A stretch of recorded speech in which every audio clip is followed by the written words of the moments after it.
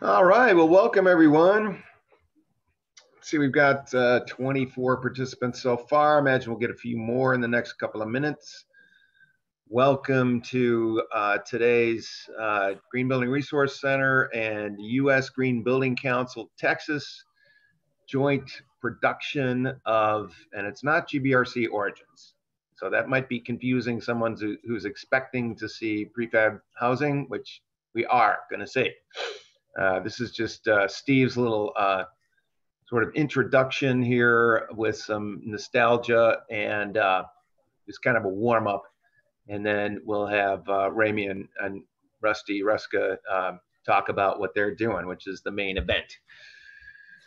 So,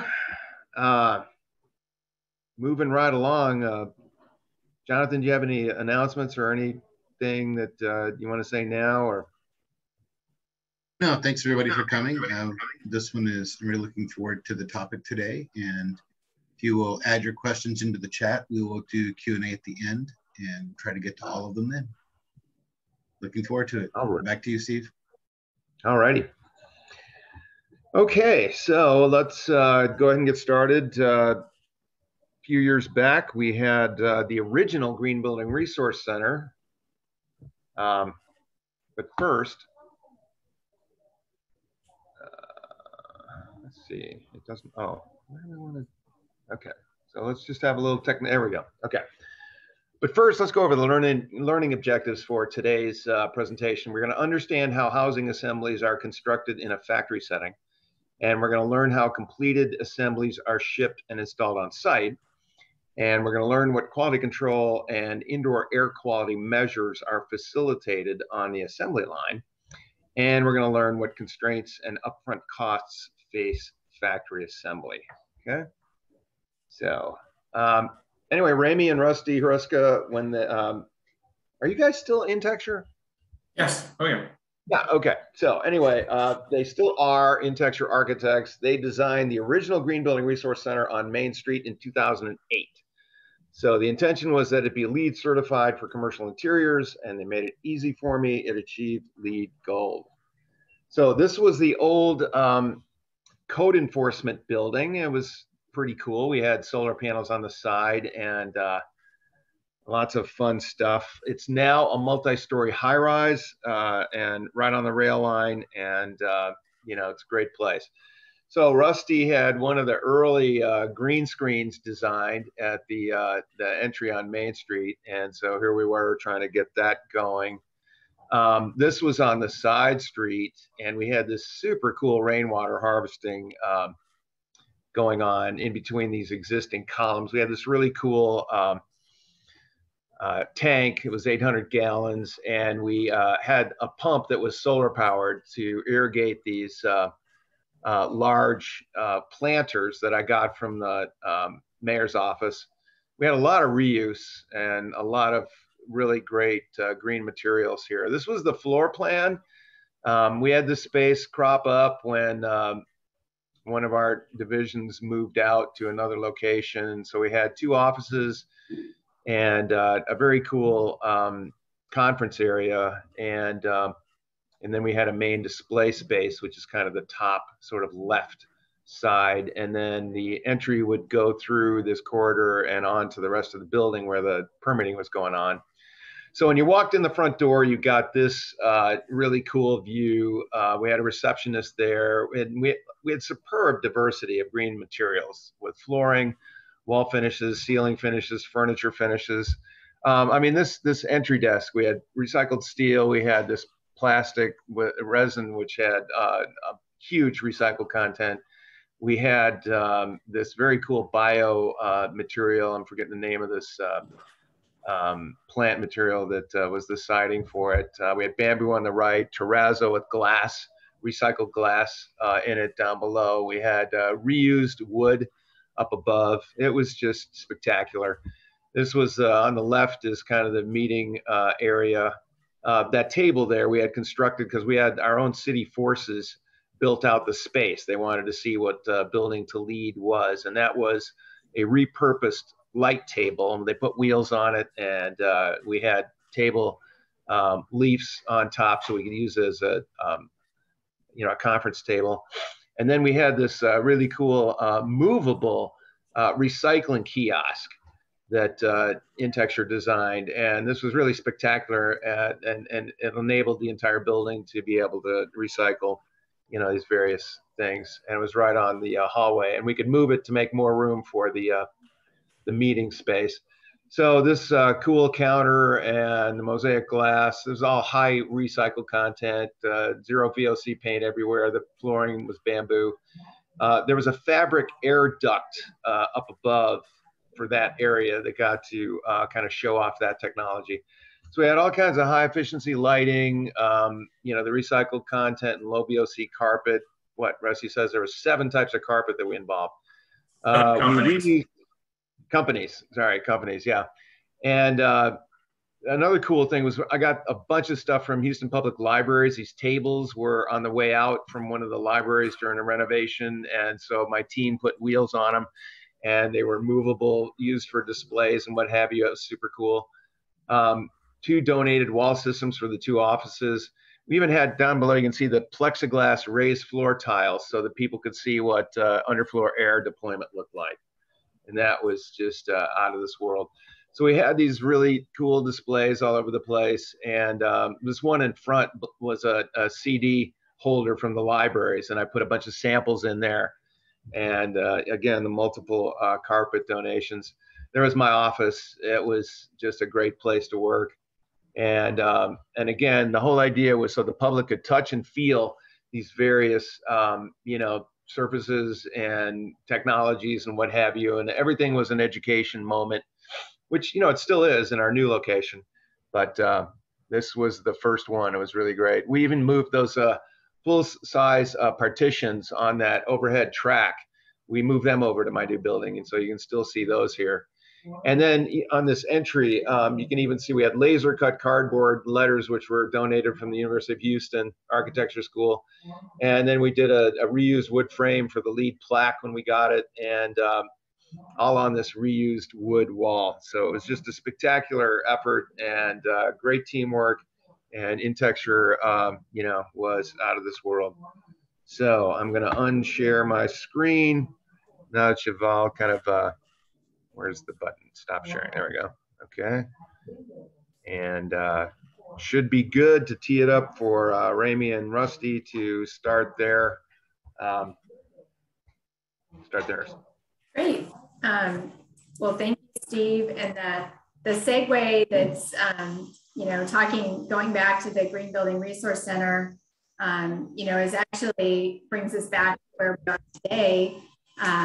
Because another person that was involved in that project, Sheila Blake, was code administrator, and we kept in touch over the years. And when we got ready to do Box Prefab, we called, seeing who she might know that could help us with our quality assurance program.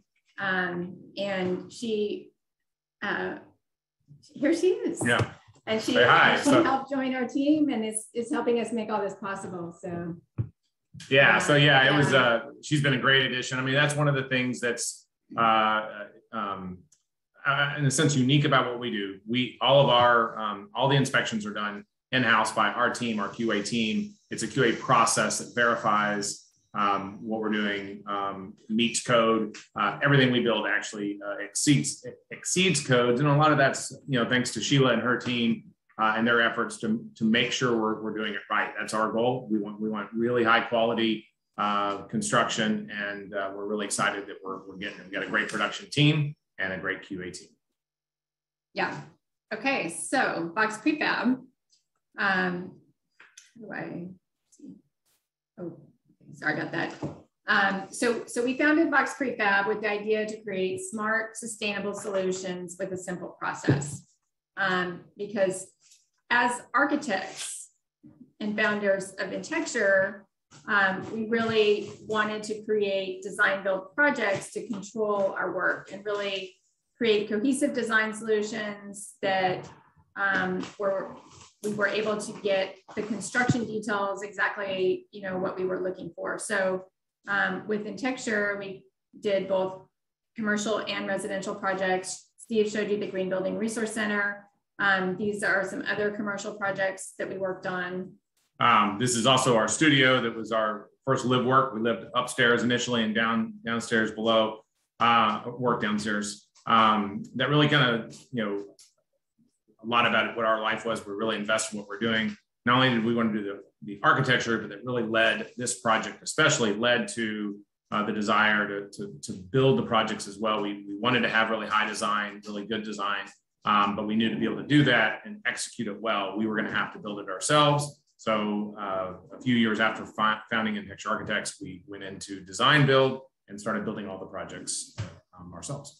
So these are some of the residential projects that we did and have done over the years. But, it was really details like, figuring out how to do a poured in place concrete wall and having the steel line up and having, the windows and everything lined up perfectly to the way we wanted it. We really realized, for us to get these kind of details, we really had to fully integrate design and construction together. It's also, there's a little detail. I don't know, it'll go back to, can they see our cursor?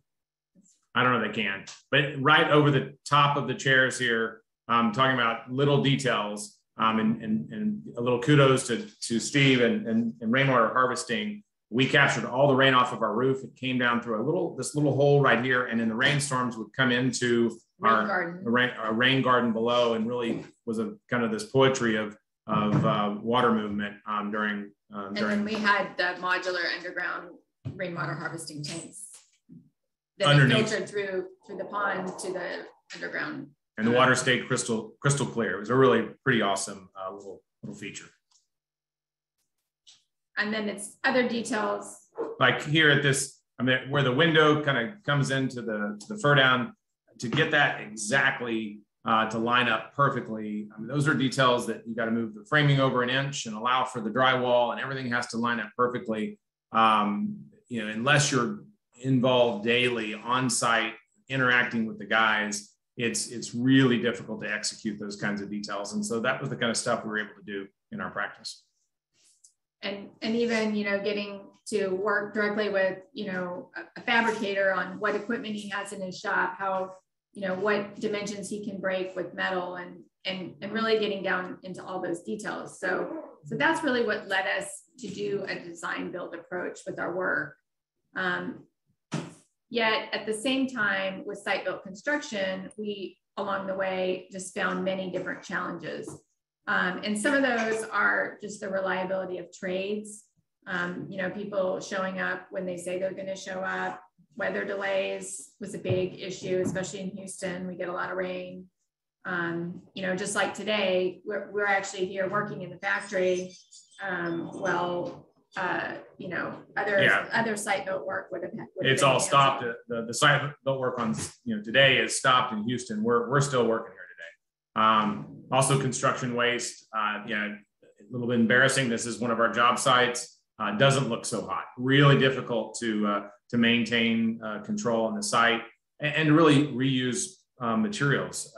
A full sheet of plywood that maybe has a little cut in it into the job, and what do you do with it? And a lot of times we did do as much recycling, on site, but sometimes by the time they would get there to, collect the materials, it was already messed up. Yeah, it was really difficult. As much as we wanted to, the idea of job site recycling, it was really challenging.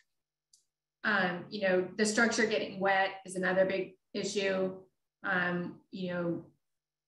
We're very particular about, making sure that nothing is, has mold or mildew, but a lot of other builders, it's crazy some of the things that we've seen people cover up. And that also just the wood getting wet with moisture, swelling, it leads to, areas that aren't as precise in construction. Job site theft. Everybody, that's a constant problem. When we're able to bring a module or modules on site and leave that same day with the buildings set and dried in and secured, you're not able to do that in site built construction. Another, overriding issue was that with all the different trades, people really have an individualized effort, and it's not, sometimes it's, trades are finger pointing, or who did this or who did that, or I can't do my work until something else happens. But in the factory environment, it's much more of a cohesive team all working on the same goal, not individual efforts where people are only worried about their individual piece, not the overall good of the project. We're also seeing a reduction in skilled labor, and that's something that's happening across the U.S. But really getting quality, and that is really what had been the overriding driver for us to look at a better way to build, was just being able to assure that things were getting built the way they were supposed to get built. And it's very, very difficult to control that in the field. There was just a real extreme lack of quality, lack of care, lack of understanding the impacts, especially of water and water intrusion on buildings. It just, every job site, even if you had a great primary sub, they would bring new people in. It was kind of a revolving door. And so that skill level was lost, and you had to kind of restart every time. And so really was a challenge. And, looking at this picture, you can see, that really very little has changed in home building in almost 200 years. So wood material still being delivered out, on a job site. And then, just people framing it up in the field. And that's the same thing that is happening today. So what we were really doing is looking at all these challenges and thinking about there's got to be a better way to build. And those challenges were the drivers for us to look at prefabrication and really see how this method of construction solves those challenges. So the first one is what we were talking about, reliability of trades and the schedule. In the factory, we have one team and they work every day, and it's 7 to 3:30, and, we know exactly what can get done within that time period. And it's just a much better way to work. Reduced weather delays. Inside the factory, there's no weather delays, unless the power goes out for a little bit. So we did lose power this morning, just like everyone else, but back up and running. And the only challenges we really face is out in the field. There could be delays at times with weather. Obviously, to go set a module today might not be the best idea, but tomorrow things will be dried out a little bit. We will be setting a house in Austin. So definitely a much more reliable process when it comes to weather challenges. Another really big issue is just that the structure of the houses don't get wet. So all that framing material, like you see in this picture, it's dry the entire time, and we're not taking this outside until it's got, sheathing and roof over it and is fully dried in. Yeah, and then another one too that's just really huge and really lends us to the whole kind of green aspects of what we're doing. Reduced waste. We use every board up to the last, less than 12 inches. It starts to go into a recycling bin at that point. Otherwise, we use it for blocking, lots of different, every piece of plywood. There's stacks of little pieces of plywood. They all get used in some capacity. All of that stuff would get thrown away in the site. So we have a really, really extensive reduction of construction waste. And really limited theft as well. It would have to be somebody, there's always a challenge, but we really have almost no theft, which is also a big deal. And then, coming back to the team, that really the spirit of how we're working in the factory is it's a team environment. Everybody understands, what the goals are for work that day, and they're helping each other to make it happen. So that just change in dynamic makes a huge impact.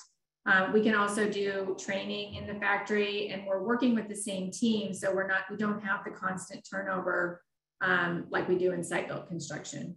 And then again, back to the whole quality control process. This is something that is really probably one of the best things about what we do. What we build is better than code. We build it exactly. If it calls for a 16-penny nail, it'll be a 16-penny nail.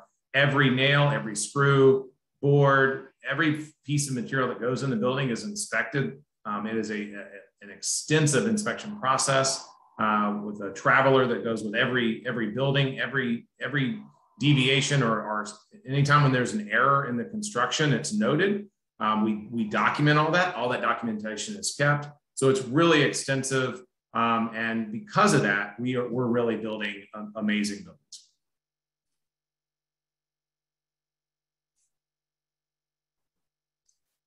And then just to kind of get into a little bit more detail about the construction type, one of the things that is in terms of terminology, sometimes people don't realize there's a difference between the word manufactured and modular. So, the word manufactured is really related to buildings that are like mobile homes, and they're built to a different code. That's the HUD code.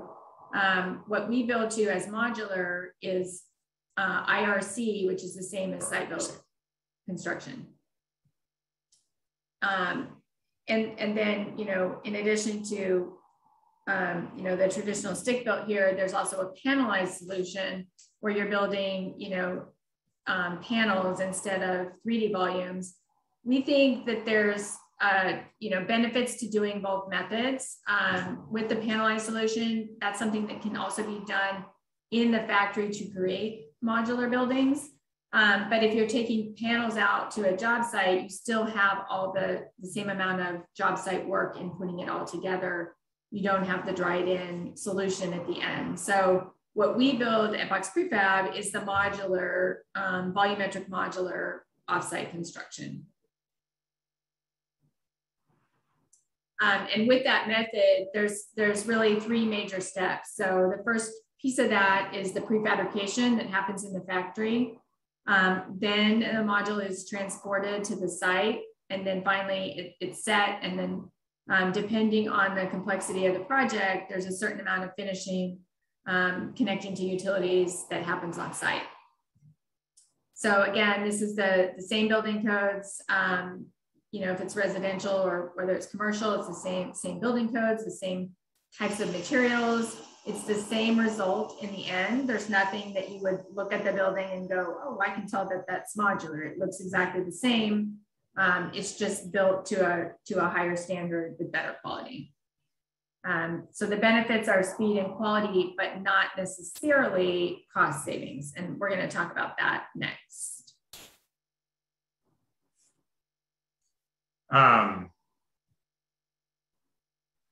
The additional costs associated with being offsite. We have our building overhead, as you can tell behind us. We have a large facility where we fabricate in. We have our factory equipment, the full-time quality assurance program. That's a very robust team, and there's resources that have to be expended on that. Our buildings themselves, they're designed to go on the highway at 60, 70 miles an hour. All of our buildings are hurricane and seismically tested before they ever get to the job site, because they hit headwinds of 75 miles an hour and they're bouncing and bumping down the road. But to do that and to achieve that and get them to their site, they have a lot of extra strapping. We have at least 40% more strapping nails and just general fasteners in a building. There's a lot more detailing and engineering from the architecture and the engineering. All of our houses and in our commercial projects, they have full MEP, mechanical, electrical, and plumbing drawings done for them. Everything is mapped out. We do all of our work in Revit. Everything, you see it and can understand where it's being routed. And then the transportation and setting, those are all costs that you wouldn't have typically in site-built construction. So those are, overhead costs that go on top of the modular construction. And at the same time, there's other efficiencies in working with this method. So the time savings reduces a lot of financial and general conditions costs on a project. Typically, you can figure, a modular project should be about half the time of site-built construction. So that's some significant time savings. It's more efficient on the labor side, and it also is more efficient in terms of material usage. And being able to inventory materials for bulk purchasing. So all of those benefits help balance out some of the additional costs. So that in the end, when you're looking at a cost comparison, where we are right now is our costs are comparable to high quality site-built construction in the same area. So if you're doing a total analysis, it depends on, what region you're in and what site-built costs are there.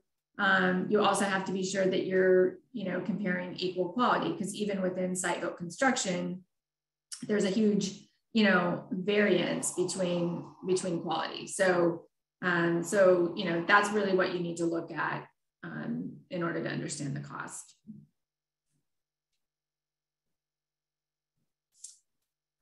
So overall, with some of the sustainability features, with offsite construction, there's a lot less impact to the site. So depending on what the project is, if it's, a small single ADU, it may just be, finished complete at the factory, brought out, finished and set in one day, and connected to the utilities. That could all be, the total on-site time could be, a week or so. So all that compared to months of building, a small kind of 80 project, it's significantly less impact to the site. And we've been able to do other projects where, we've been able to work around mature trees and other things that, the longer that you're on site, your risk, damage in typical site-built construction. Yeah, that's one thing. We have a lot of projects going in Austin. They have a really restrictive tree ordinance. And we're able to leverage our modular structures on, let's say steel beams on piers, and really span across those root systems to accommodate and be able to build buildings maybe where it'd be very challenging otherwise. So that's another really, that footprint on site is something that's really, really critical. And also the impact to the neighborhood. I mean, our projects on site, even the more extensive ones where there's multi modules, they really should be a quarter of the time of conventional construction on site. The other half is going to be at the factory. But I mean, not weeks of nail guns and garbage blowing down the street and trucks running up and down. It's kind of one day of pretty extensive disruption in front of the property with cranes and everything else kind of moving in and out. You got to coordinate around that. And once you do that, the building you're dried in and you're really inside. So a lot of that impact to the neighborhood is significantly reduced.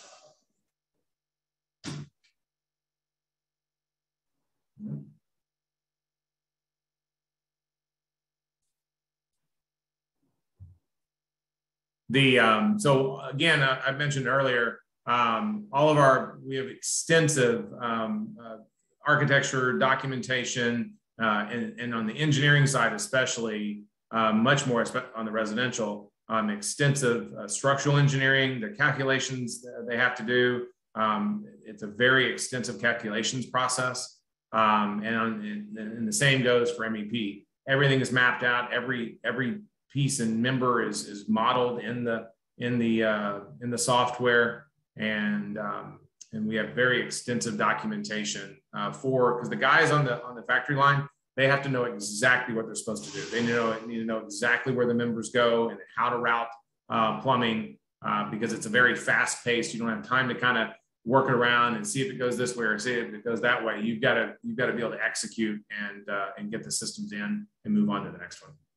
And really having all that worked out with the engineering team really helps optimize the performance of the equipment. So, from a sustainability standpoint, that you're getting the right size of equipment and performance. Also, by working in the factory, we're reducing the overall amount of energy by delivering all the materials to one location with less trips.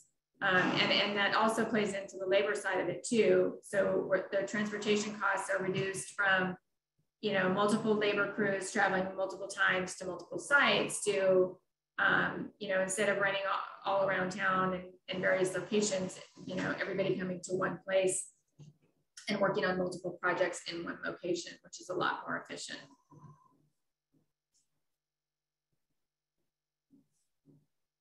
So the assembly process starts with wall framing. We do it in a horizontal fashion on a table. It's very much more precise. We glue and screw everything when we bring all the members together. We then glue the drywall to those panels. It really becomes a rigid system and makes the house much more stable. It also allows the quality assurance program. They get around and they literally, verify that every nail is in every stud like it's supposed to be. The screw spacing on the drywall is done correctly. It allows them to see all that in an ongoing fashion, and allows us to make sure that the assembly is being done correctly. Also, much less waste. I mean, we really, again, are able to reuse almost 90+% of everything we bring in. Floor framing would be next. Again, QA is able to get around, as you can see here, verify that every hanger has been put in properly, every nail is in every hanger hole. Whatever the manufacturer says has to happen to that hanger, it will happen.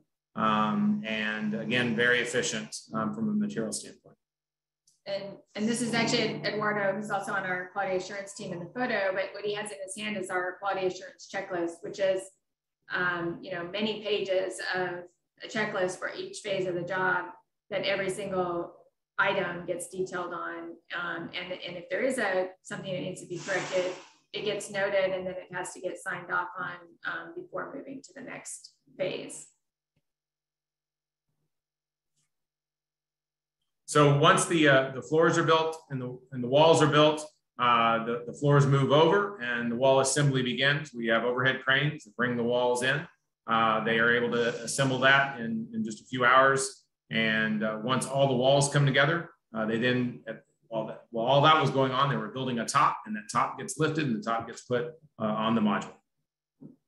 So that's a top there. And you can see how, again, you would get your floors or walls have now been assembled and the tops have been placed on top of the modules. In this picture, you can see some of that additional strapping that we were talking about earlier for transportation. And even though it may not be required for site-built construction, it's there for transportation purposes. In the end, it gives people, a much stronger home, which also adds durability and resilience. We also design all of our buildings for the inland, for wind zones, the Houston wind zones, which also gives us a building that when we ship it anywhere else in the state of Texas, it's basically been designed for hurricane strength. So not only are we doing it for transportation, but we're also making sure that we can kind of send it anywhere, and it has that wind resistance. The other thing too we're doing, you'll notice, is we're working from the inside out. So you can see all these guys are working on the outside here. They're running the wires, running the pipes from the walls. They're doing all the strapping. They're doing a lot of stuff on the outside of the building. At the same time, there's crews working on the inside that have now started either doing the electric work, running stuff overhead. They'll start very quickly after that. Once all the MEPs are completed and they're all signed off on, they immediately start taping and floating the walls and kind of moving it on to the next station. And then again, here's more of the quality assurance team. The other thing we talked about earlier, again, is that there's no exposure to weather. So that, eliminates some of the issues with mold, mildew, and that comes into the indoor air quality for the end user, so that, they have confidence in what's in their structure and how it was built.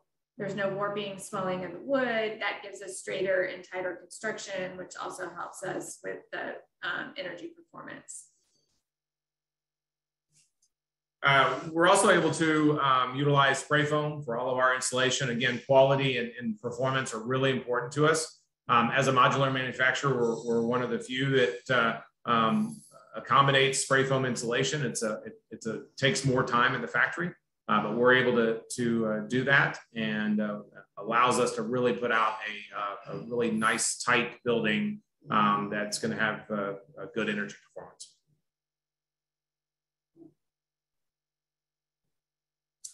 Again, here you can see what these red marks are things that the quality assurance team has noted that need to be fixed. So again, that's the quality assurance process, which helps, assure that you're getting every single bit of, foam or whatever the item is that they're looking at the time. Yeah, again, in this one, I'm sure the manufacturer has, minimum requirements of what can't be, you know, how much it has to be filled to get the R value.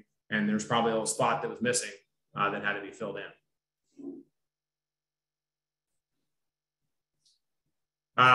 Where we do all of our, again, these buildings are going to go out completely dry and ready to go on site. We're able to, we get all the roofing installed and use light colors, again, for that energy performance to have the most efficient solution.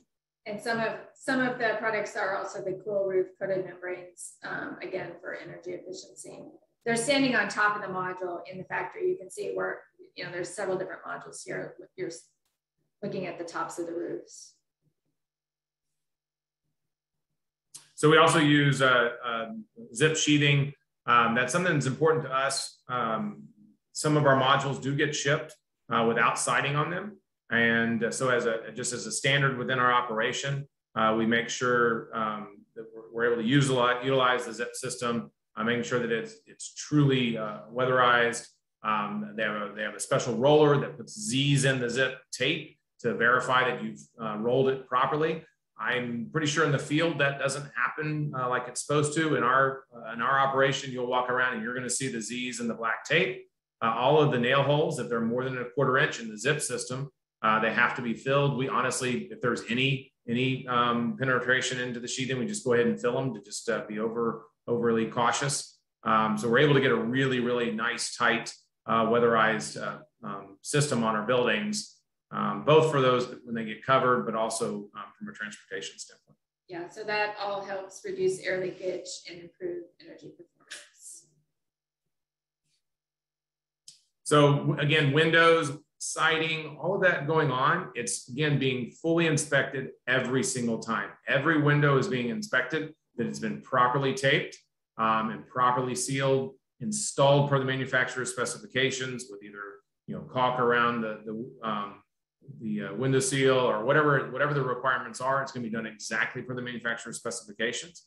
And you know, this is a place where you can really get into a lot of trouble. And in the site built world, you know, guy runs out of tape, last 12 inches of the bottom of the window, you know, it's not going to be a problem. Let's move on. That's not going to happen in our operation. Here you can see they're doing the interior and exterior painting. We use low VOC paints, again, which enhances the indoor air quality.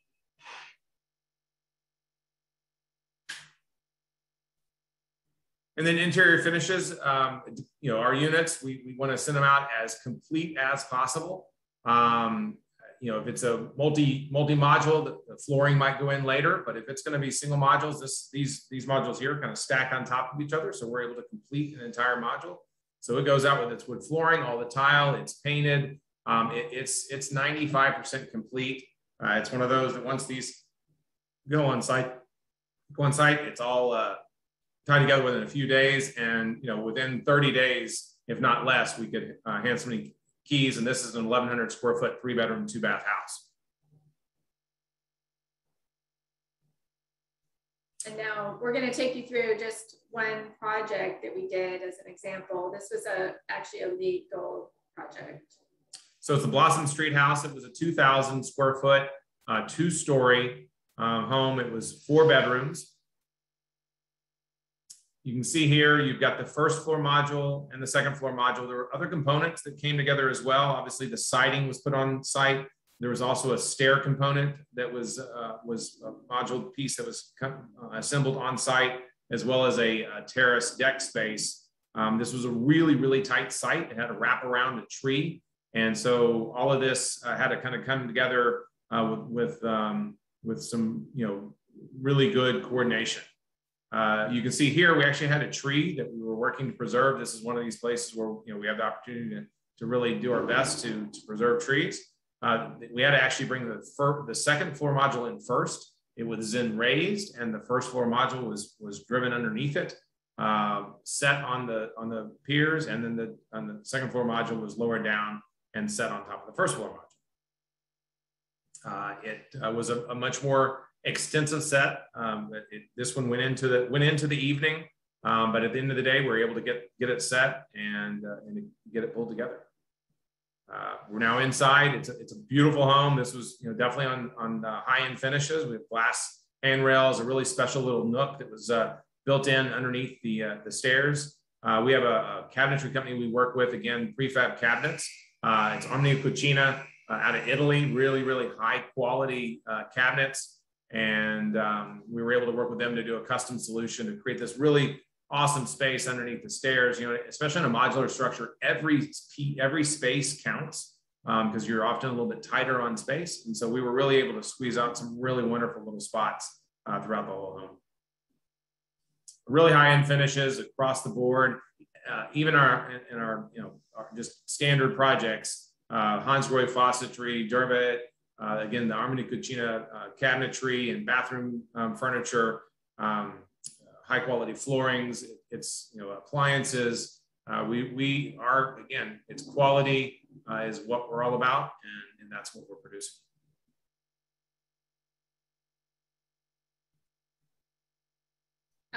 And so looking at the whole, modular program, for more information, you can also go to the TDLR IHB website. So we're regulated by the state of Texas through TDLR. And the rule is that all concealed construction performed off-site needs to go through the TDLR IHB program, regardless of whether or not there's a local inspection process.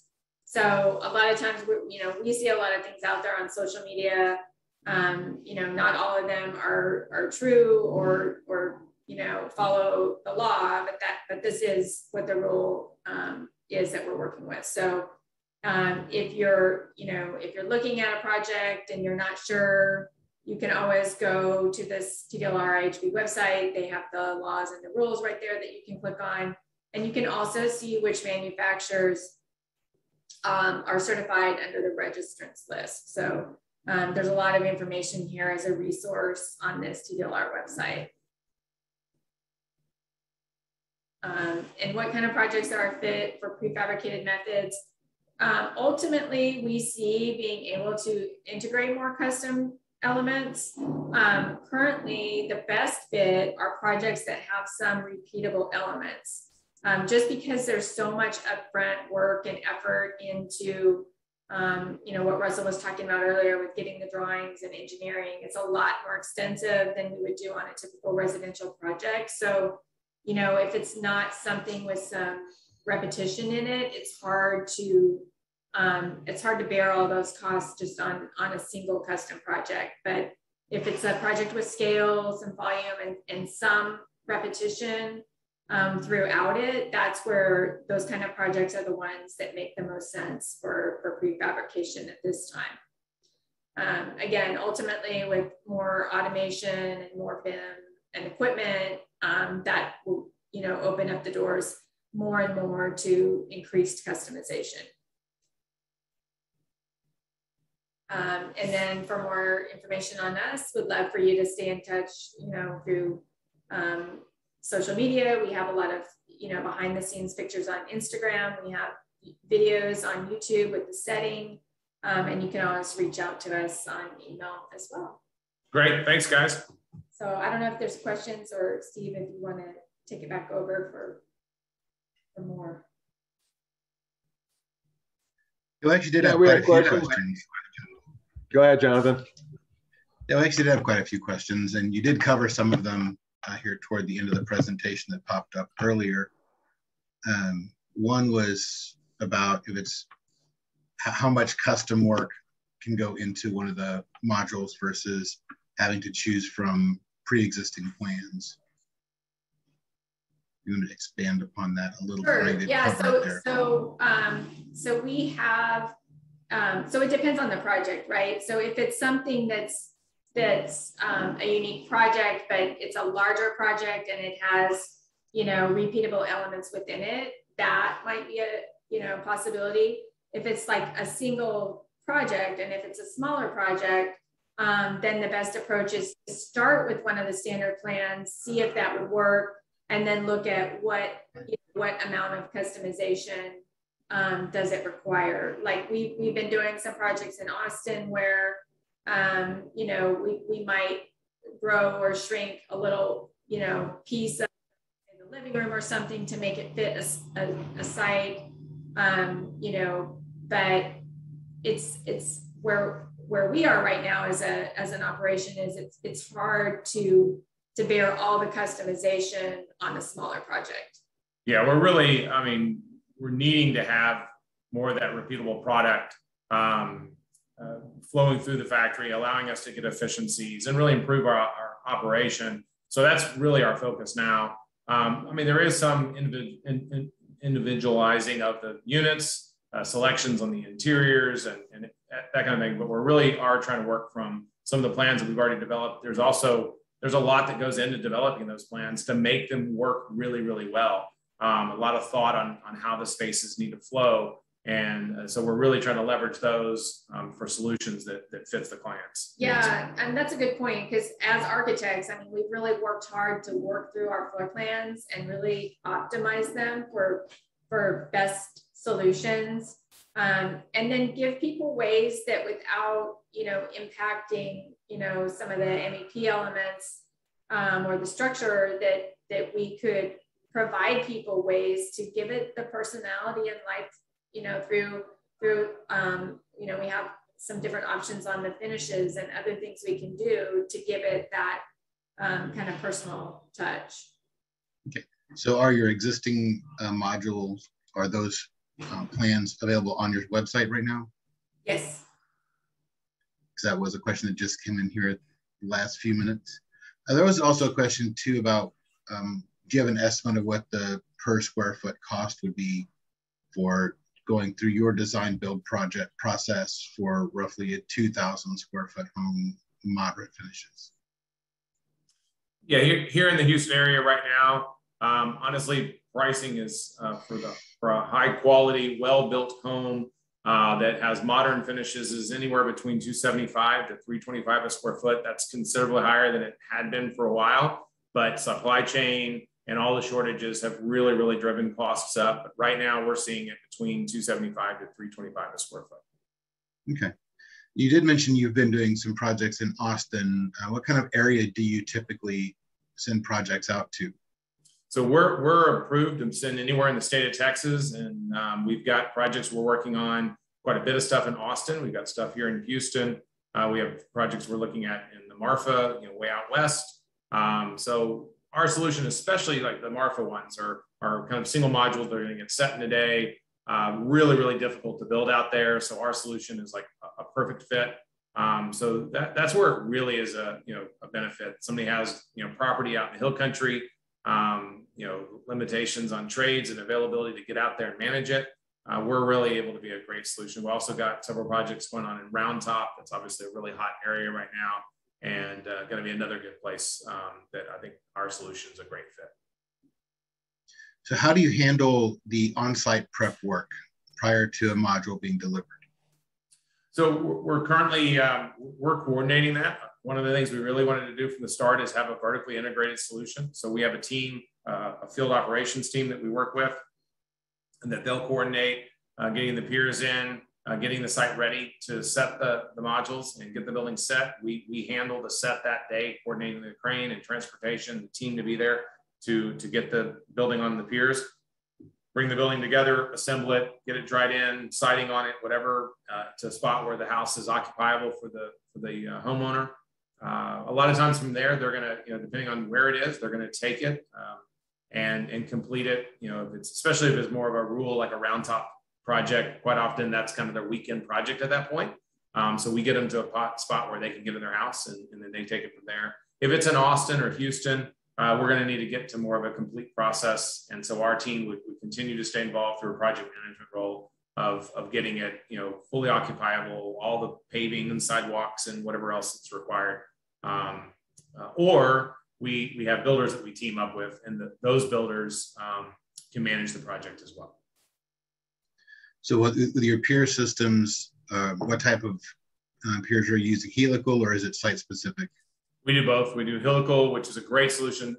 Not to pick on Round Top again, Round Top's a great location for a helical pier solution. In Austin, east of 35, helicals work. West of 35, because of the rock, you have to go with concrete. So it really is, it's really site specific. Okay. As far as your process goes, there are a couple questions about that too. How are your local or state inspections done? Are they done in the factory or on site? Everything that we do is done here at the factory. It's an ongoing, our QA program is an ongoing minute by minute process of inspecting the buildings. We then have a third party that comes in, and that third party's responsibility is to really verify that we're executing our QA program. They're going to inspect the buildings, and they may find deviations in those buildings, and they're going to work with us to work through and make sure that those deviations are being corrected. But their real role is to make sure that our QA program is working. And if our QA program is working, then we're doing our part to make sure the buildings are built to code. And therefore we're able to then label the buildings. Our buildings go out with a label on them. And that label is what says that the building is legal. And then anything that's done on site is inspected on site by the local authority. So the foundations and then any of those final utility connections would be looked at on site. Okay. So do you use any outside trades within your facility? There's some, let's say a flooring trade, or we don't really have countertop fabrication equipment right now. So our countertops are fabricated off-site and brought in. It's trade specific in more of those finished areas. Okay. The second part of the question was, do you get a price reduction for working in a controlled environment? Not as much, somewhat from the let's say subcontractors, right? They like the idea of countertop guys, they could go do a job all day long and then come in here at 3:30 in the afternoon. And so therefore they're going to want to work in our environment and take advantage of that. So I do think that we do get a better pricing, and definitely they want to be a part of the team. So you did mention you have done LEED certified projects.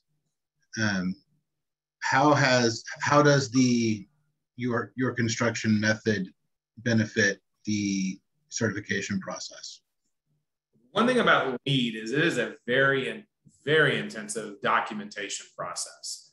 And the one thing about what we do is it's all there. I mean, we document it. It's, all the photos. If you ever had to go back to figure out what was done here or there, there's no chance that it wasn't documented and you don't have the information. It's all there. So we're very extensive on the documentation side.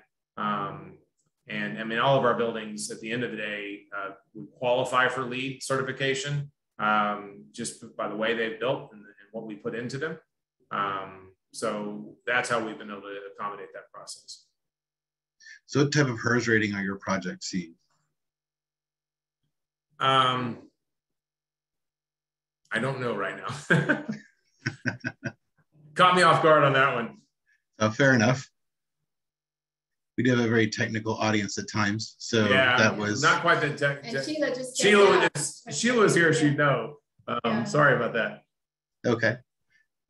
And try to find that out and get that answer out for you. Sure.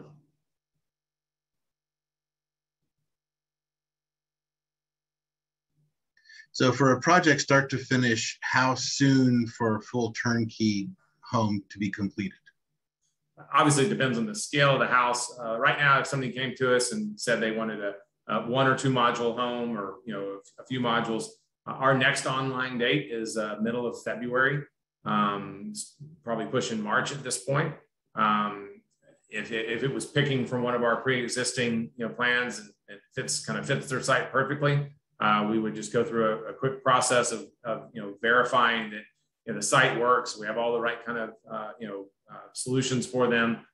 We would come up with final pricing and final selections. We would do an order confirmation and proceed forward. Once that's completed and we secure a line spot, they kind of know when they're going to be going online. It takes about a month to get a module through the facility, so 20 working days if it's from start to finish. So if it's 3 modules, it's 20 plus 3 or 4 or 5 days type thing to get it off the line. So it's about a 6-week process to start and get it ready to ship. And then once it ships, again, depending on the scope of the project, could be anywhere from a couple days to get everything kind of buttoned up to 30 to 45 days, maybe 60, depending on if it was a more complicated project. Okay. The question coming in about how is financing working on this? Are lenders being receptive to this delivery method? This is once they really look at it, there's different banks. You have to kind of work with them and make sure they're aware of it. There's more upfront funding that's required because it moves so quickly through the facility, and that money has to be in place in advance because everything has to be bought and be here at the facility before we start.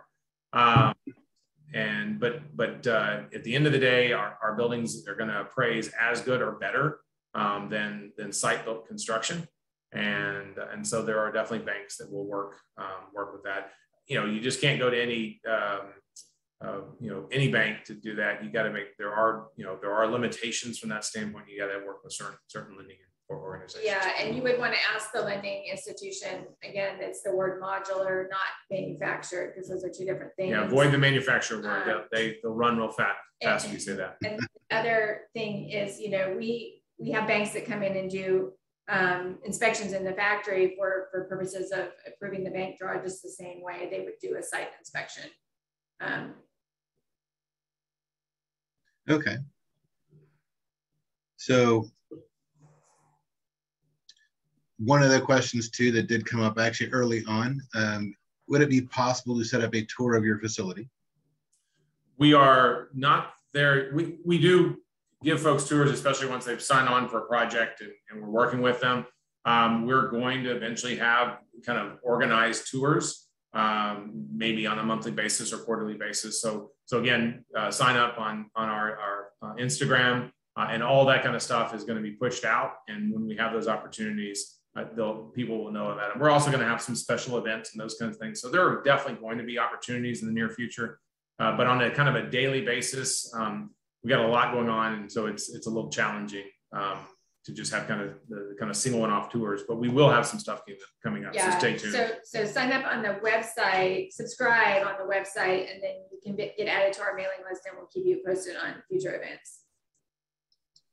Fantastic. There are another couple of questions coming in about lenders, and for lenders that will do multiple site inspections, do they come and inspect in the facility as well? Yes. Yes.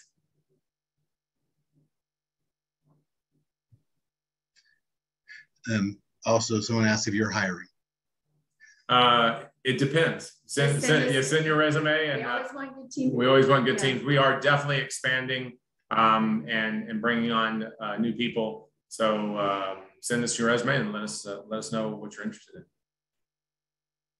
Fantastic. This has been a great conversation. I really appreciate what you guys are doing and learning more of the details of this design build process and delivery method. Does Steve, any other questions from you? Yeah, one more, actually not a question, but one more thing for the audience. Again, thanks, Rame and Rusty. That was awesome. Everything we wanted it to be. And anyone who wants to get their AIA CEU or get the certificate so they can, submit this to GBCI, we need to make sure we have your email. And I didn't see any phone numbers on here, but that is especially difficult if you called in on your phone. So if you have any questions, email Jonathan at USGBC or myself, and we will get that certificate to you. Okay? That's all I had. Thanks for having us. Thank you, everybody. Appreciate it. Thank you, everybody. Have a good day. You too. I had the question. Go ahead. Yes, this is very important, especially when it comes to the valuation. When you guys talk about the price per square foot, do you guys have issues meeting after completion values or valuations, or no?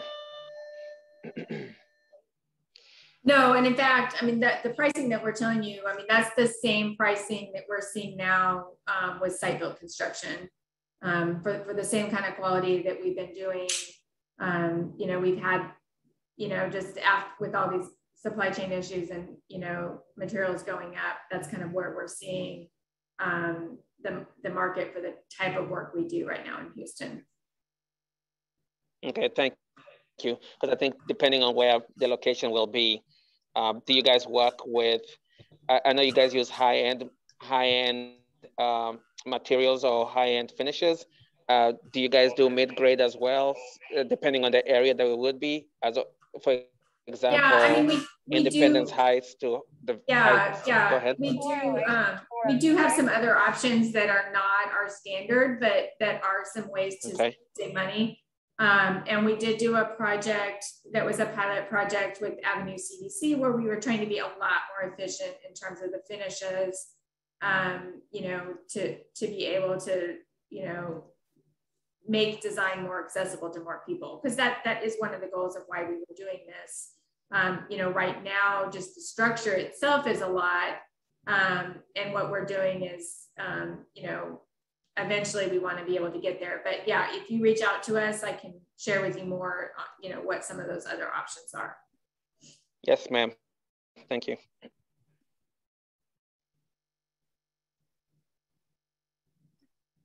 Great. Thank you, everybody. Great. Hopefully you can join us.